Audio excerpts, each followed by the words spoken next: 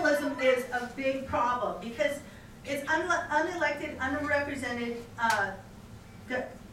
form of government. In a couple weeks ago, I just want to say, a couple weeks ago, the Silicon Valley Venture Group held a meeting, and this was in the paper and the news in the Bay Area. And they're out now openly calling for abolishment of city and county boundaries now.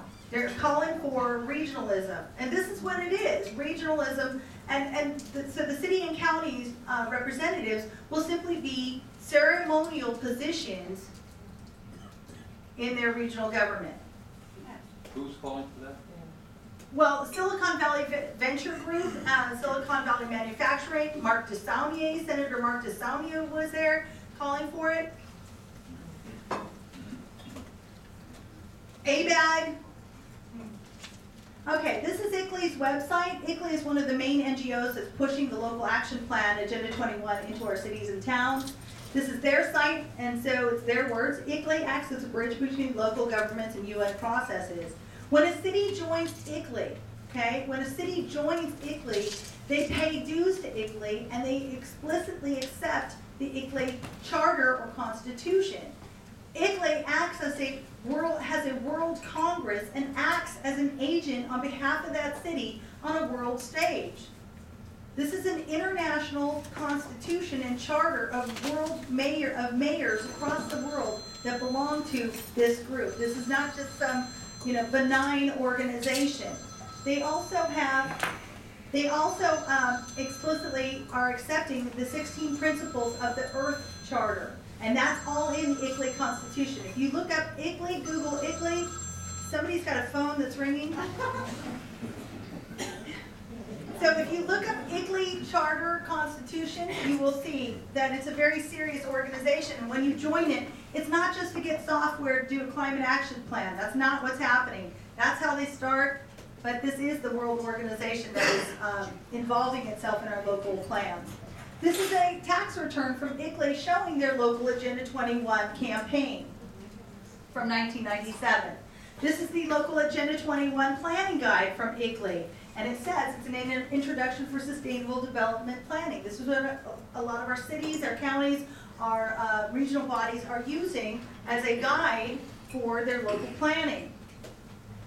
Now, the 3 E's of sustainability. When you see these 3 interlocking circles, you know you're looking at the logo for the United Nations Sustainable Development.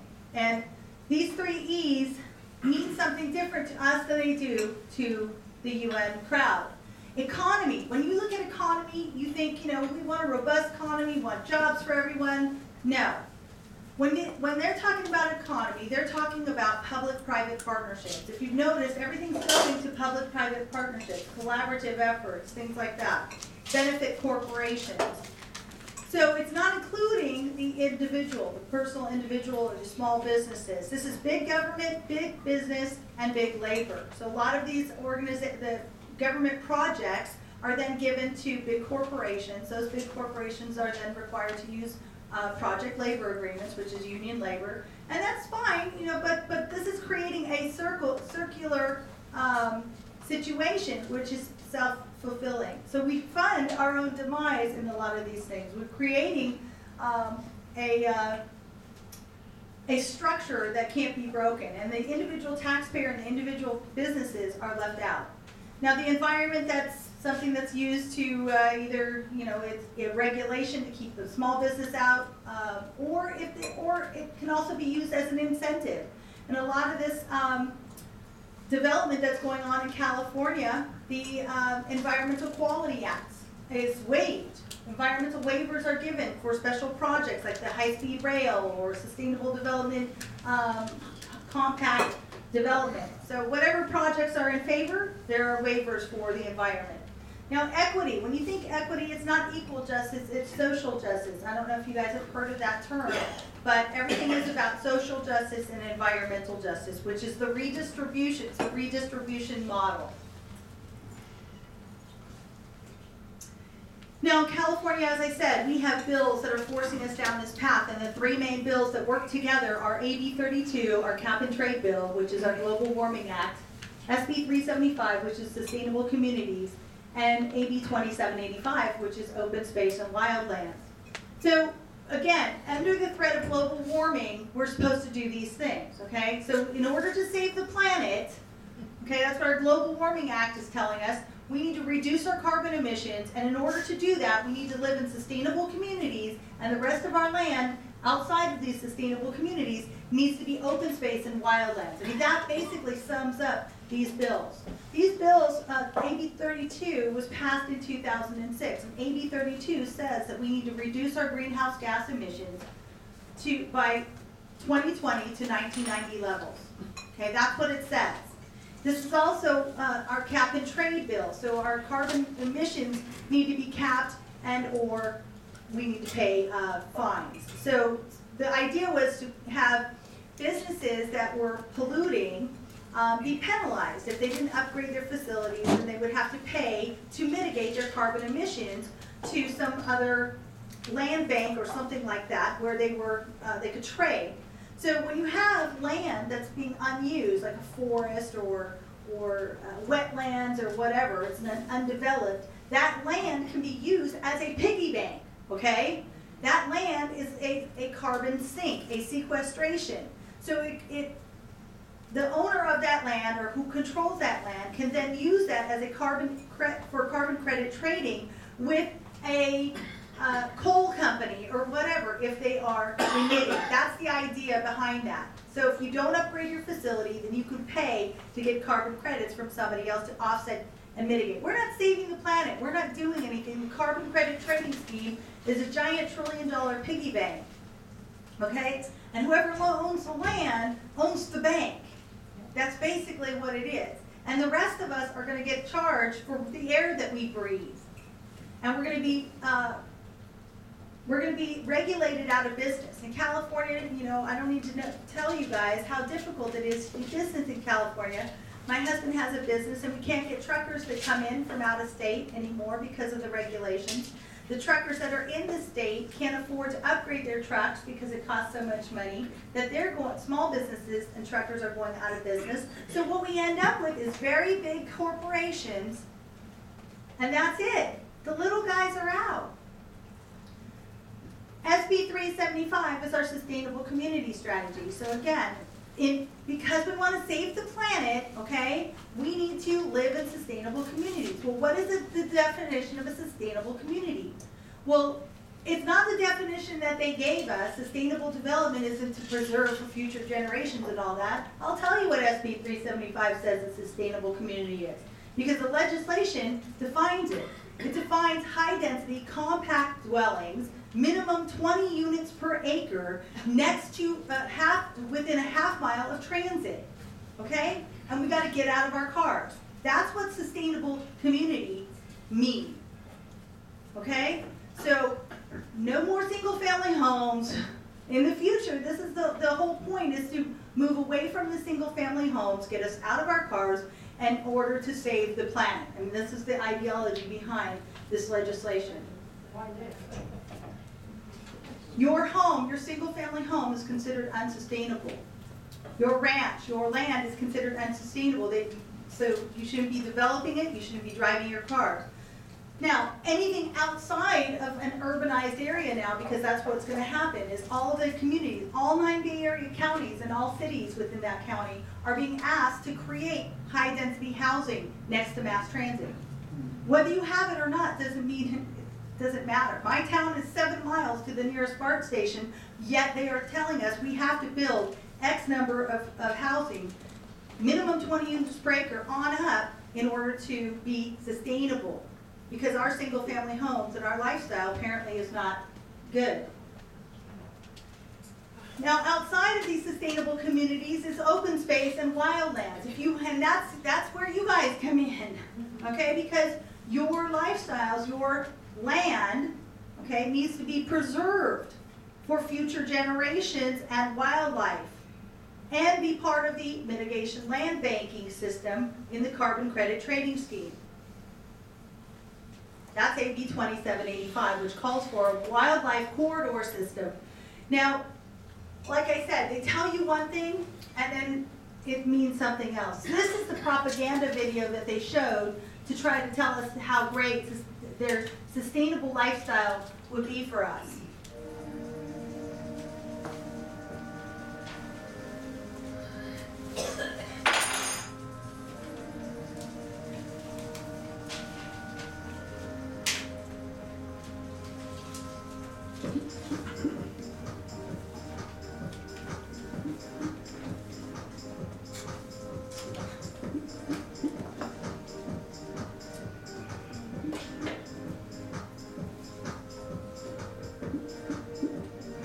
That's affordable, low-income housing.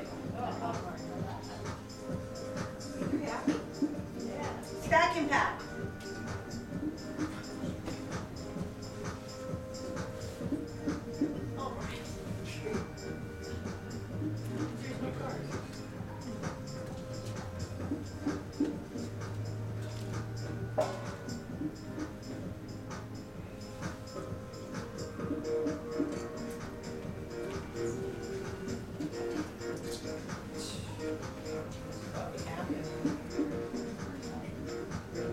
A million acres of open space just in the Bay Area. Oh, right, oh my. And who owns it, the government? Yeah.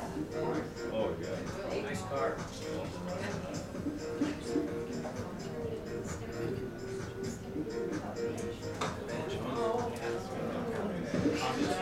Yeah. Oh, wonderful. This is Marcy. Okay, so Van Jones was on the original steering committee for the One Bay Area plan. These are some of the others. The Bay Area Council, Urban Habitat, Greenbelt Alliance, Pacific Gas and Electric, and Sierra Club. These are all the people that are behind SB 375, the Sustainable Community Strategy Bill. They've been working at this a long time. These bills, I said, came out in 2006, AB 32, 2008 was Sustainable Communities, and AB 2785, the Wildlands Bill for California, because we actually have a bill directing us to create a wildlife corridor system throughout California. I don't know if you guys know that or not, but I found this, and the map actually exists, but that was 2010. And these people have been working on all of this behind the scenes for almost 20 years. Now this is what they really want us to live in. They want human settlements. And this is what it's called in the United Nations document for sustainable development. They define the human settlements. And this area around it will be the food shed. So the idea is there's a carrying capacity within each human settlement, and our food will be local. If you've heard the term locavore, they're conditioning us to think in terms of eating within food and getting our food source within 100 miles of where we live. Notice there are no cars. You're going to be biking, walking. You're not going to need your car anymore. Now, I had to get this because this was on the front cover of National Geographic, and it was December of 2011, and it says it's the city's solution to Earth's problems. And this is in South Korea. They had 2 full pages of people in their stack and pack housing and how happy they are. And it says each family adds humanizing touches. So when you get to your stack and pack housing unit, you'll be so happy. But I just had to check this out because this is what they want for us. In fact, in California, in San Francisco, they are actually working on creating housing that's less than 200 square feet. And so is Bloomberg in New York. The housing model. Now, I don't have anything against high-density housing, okay, in terms of if people want to live there, that's fine. I'm a realtor. I will help you. I sell this.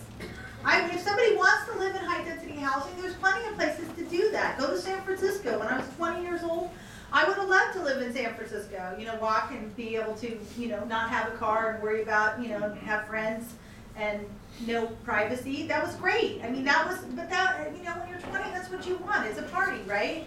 But when you're, you've got a kid, you want to be able to, I don't think it's people's dream to live like this forever necessarily. I mean, maybe for some people it is.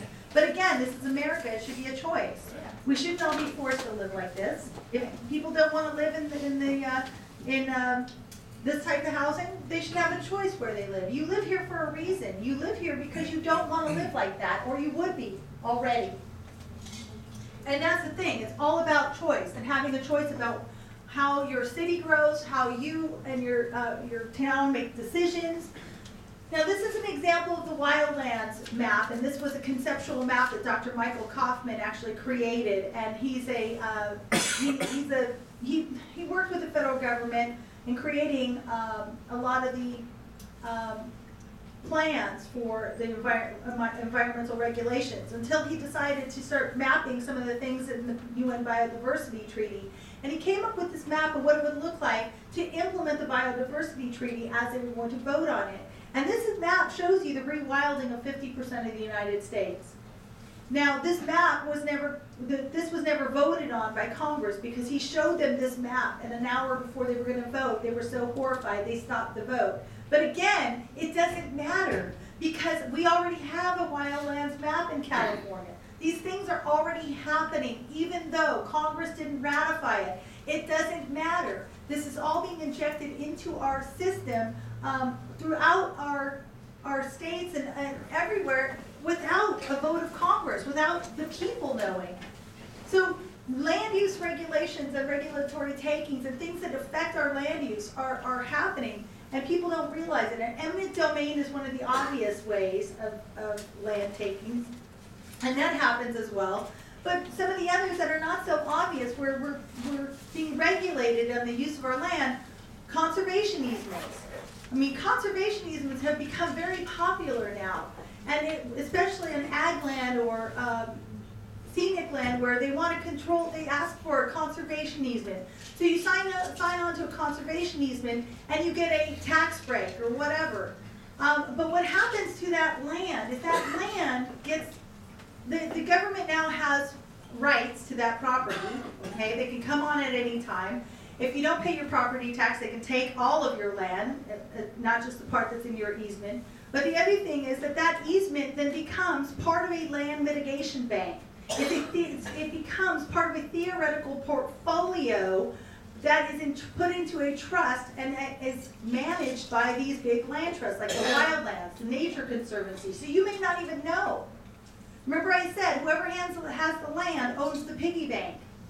So if you've signed a conservation easement, you've gotten a short-term gratification or something in return for it, but you don't own, you're not the one making $1 trillion, that has $1 trillion piggy bank portfolio of land. You can't create your own land bank, but there are many land banks out there, Wildlands Inc. So if you Google land bank California, you'll see a list of land banks and what land they own and control. This is part of the cap and trade program.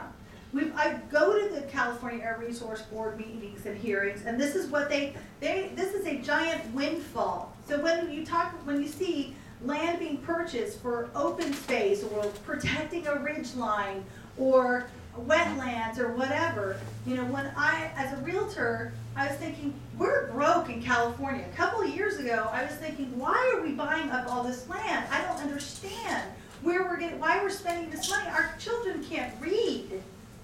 But we have money to buy up land for preserving a ridgeline. And it turns out that this land is being put into these giant mitigation banks in preparation for the carbon credit trading scheme, which eventually will become a global carbon credit trading scheme. And that's what's happening. They're shrinking their urban growth boundaries and urban limit lines. I mean, this happened like in the 90s around here, but you know, one of the things that we have, especially in the urban areas, are urban limit lines, which forces us into compact living, right? We've been conditioned to think that horizontal building is bad, that's sprawl, but vertical building now, that's good. Just pack them in, and, you know. So we haven't stopped development. We've just been conditioned to shift our thought into a high density, urbanized situation. And these urban growth boundaries and urban limit lines force us into that. They also designate people lose their private property rights.